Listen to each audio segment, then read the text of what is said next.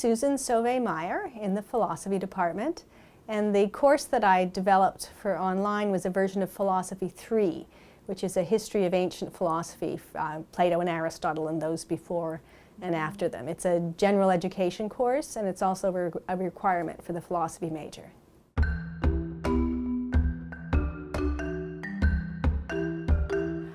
It was an interesting experience. My goal really was to have a course that graduate students could teach, because summer courses seem to be heading towards being online, and our graduate students got a lot of good experience teaching in the summer, but it was very hard for a graduate student to just come up with all the materials and bells and whistles you need for an online course.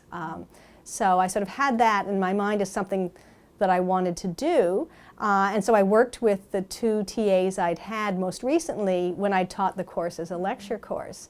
So I found their experience having sort of helped me with the material and led recitations and graded papers, and that was very useful. So we divided up the labor in a way, and it was, I thought I did most of the work, but they did at least the work that really the faculty member I think needs to do, sort of designing the intellectual content. They were very good at coming up with quizzes and things like that.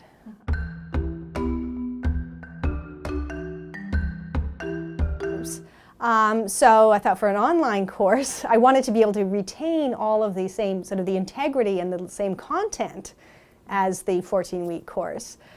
So what I thought was that we wanted to keep synchronous sessions. I thought it was going to be really important to have live human beings. In this case, the TAs would meet, turns out, twice a week for the total, an hour and a half each time with the members of the class. So we wanted to have that sort of be filling in for what would have been like the discussion and recitation, but then wanted to have what I would have done in lecture, to have that be something that there were online materials that students on their own could engage with. We started out, I was thinking I would voice over PowerPoints, so I wanted to have them to have done the equivalent of gone to lecture and hopefully taken some quizzes on the material before they came to discuss it.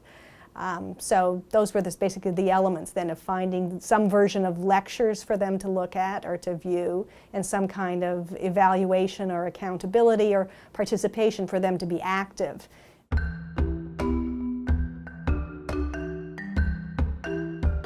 So I would write out my text, I would revise it, and then we'd come and I would just record it.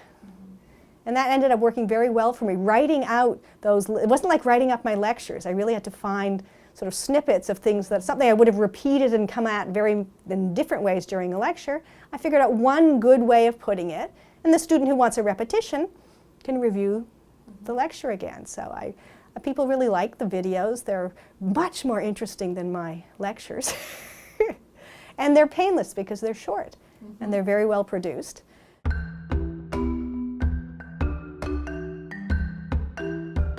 In fact, I do Phil 3 now as an active learning class.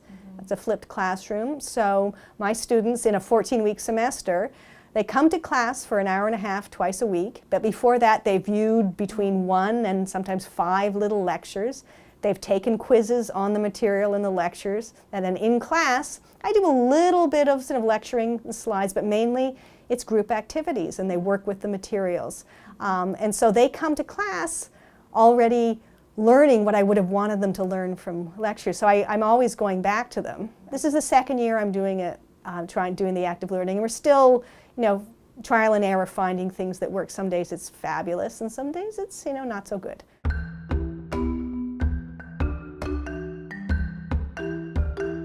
What surprised me the most, again, the part that since I've never actually done the teaching part of it, just in the developing of the video modules, I was surprised at actually how much I enjoyed it, because it was a different format from giving a normal lecture or from giving an academic presentation, but you do have to find a way of putting it simply and directly and much more colloquially, and I found that was a different kind of challenge, but it was really satisfying.